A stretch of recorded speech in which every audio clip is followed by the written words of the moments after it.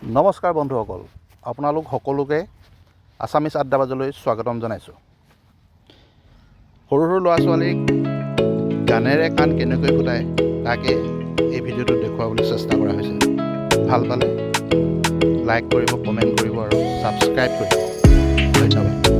আহক